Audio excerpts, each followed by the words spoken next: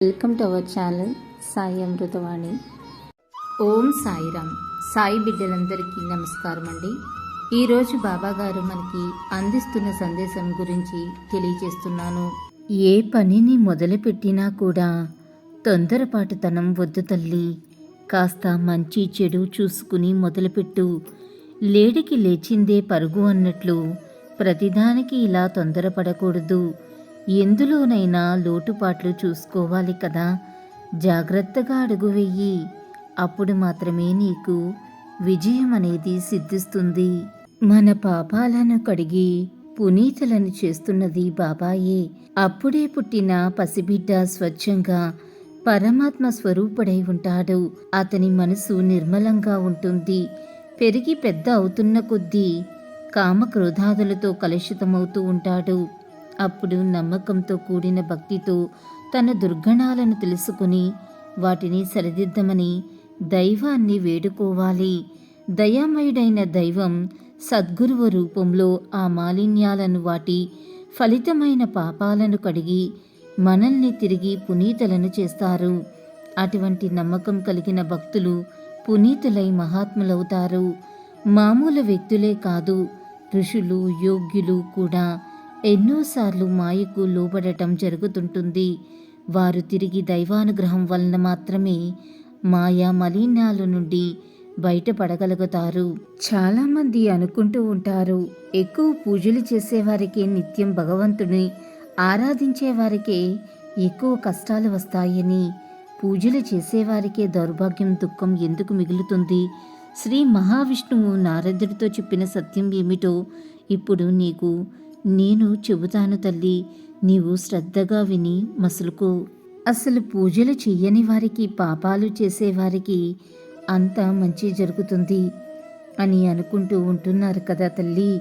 అయితే ఒకరోజు ఇలాగే ఒక భక్తుడు ఆ శ్రీ మహావిష్ణువుని ప్రశ్నించాడు, స్వామి, ఎందుకు మీరు ఎక్కువ పూజలు నిత్యం మీ నామస్మరణలో ఉన్నవారికే దుఃఖాన్ని ఇస్తున్నారు?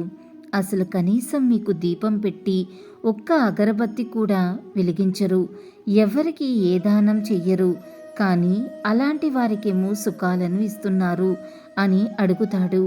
అప్పుడు ఆ శ్రీ మహావిష్ణువు, నీలాగే నారదుడు కూడా నన్ను ఒకసారి ఇలానే ప్రశ్న వేశాడు. అప్పుడు స్వామి నారదుడితో ఇలా అన్నారు, నారద, మనమిద్దరము బ్రాహ్మణ వస్త్రాలను ధరించి అలా భూలోకంలో సంచరించి వద్దామా అని అడుగుతాడు.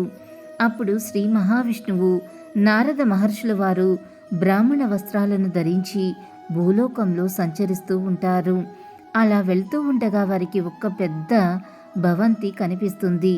వారు అక్కడికి వెళ్ళి, ప్రభు విష్ణువు ఇలా అన్నారు, బాగా ఆకలిగా ఉంది, తినటానికి ఏమైనా ఇస్తారా అని అడగగా ఆ ఇంటి యజమాని అయిన సేటు బయటకు వచ్చి ఏంటి అని అడిగాడు.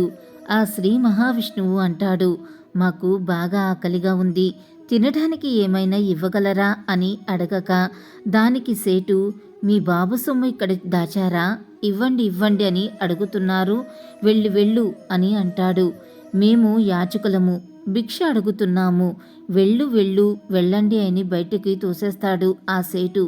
నారదుడు శ్రీ మహావిష్ణువు చేతులను పట్టుకుని బయటకు తీసుకువచ్చి, సేటు అంత అవమానం చేశాడు, అతన్ని మీరు ఏమీ అనలేదు, మీరు అతన్ని శపించండి అని కోరాడు.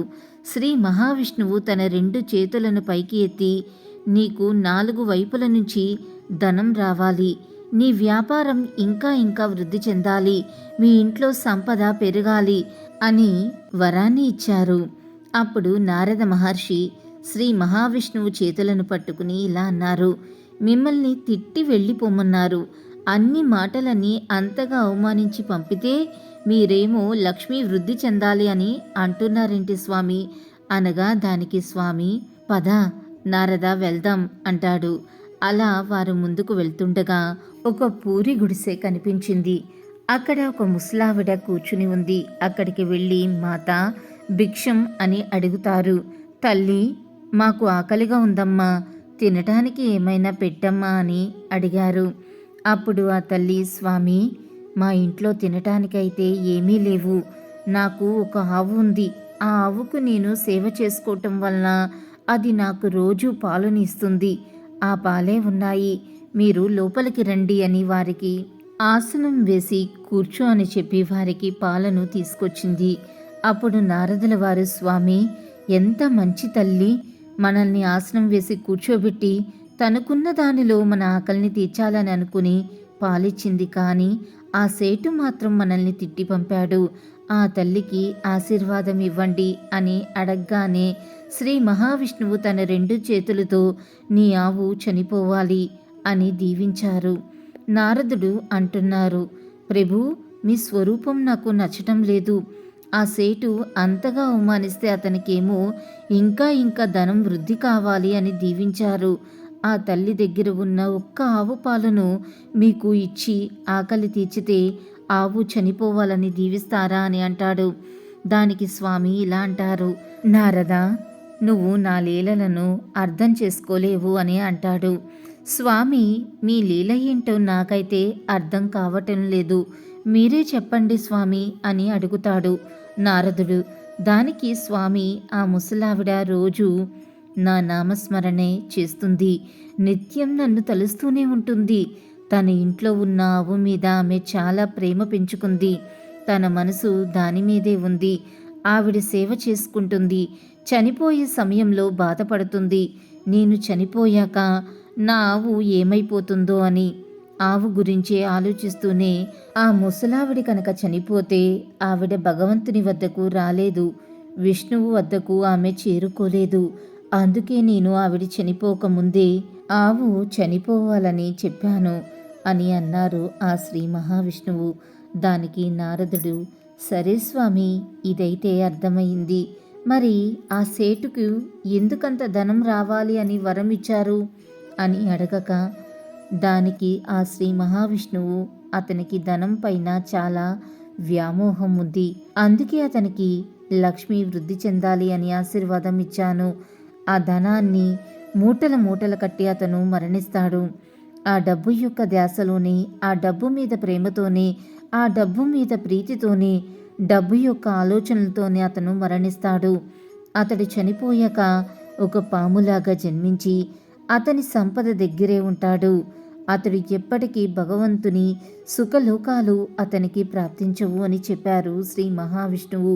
అందుకే ఏమి ఎవరికి ఎప్పుడు ఎలా ఇవ్వాలో నాకు తెలుసు. మనం ఇప్పుడు ఉన్న జీవితాన్ని గురించి ఆలోచిస్తాము, కానీ మన భవిష్యత్ అనేది భగవంతునికే తెలుసు. అది భగవంతుని యొక్క నిర్ణయం. కాబట్టి ఎన్ని కష్టాలు వచ్చినా భగవంతుణ్ణి నిందించకుండా, భగవంతుణ్ణి విడవకుండా సదా దైవ నామస్మరణతో మంచి పనులు చేస్తూ ముందుకు సాగాలి. ఎప్పటికీ మీ వెంట ఆ దైవమే ఉంటాడు. ఇది తెలుసుకుని ప్రతి ఒక్కరూ దైవ నామస్మరణ చేసుకుంటూ సుఖ సంతోషాలతో, ఎంత దుఃఖం ఉన్నా సరే ఆనందంగా జీవించాలి. విన్నావు కదా తల్లి, భగవంతుడనేవాడు ఎప్పుడు ఎవ్వరికీ అన్యాయం చేయడమ్మా. ఏ సమయమున ఎవరికి ఏది ఇవ్వాలో భగవంతుడికి తప్పకుండా తెలుస్తుంది. ఆ నిర్ణయం బట్టే వారికి అది దక్కుతుంది. అల్లా మాలిక్, అల్లా అచ్చా కరేగా. ఓం సాయిరామ్. ఇలాగే బాబాగారి సందేశం రోజు వినాలి అనుకుంటే మన ఛానల్ని సబ్స్క్రైబ్ చేసుకుని సపోర్ట్ చేయండి. అంతవరకు సర్వే జన సుఖినో భవంతు. Thanks for watching.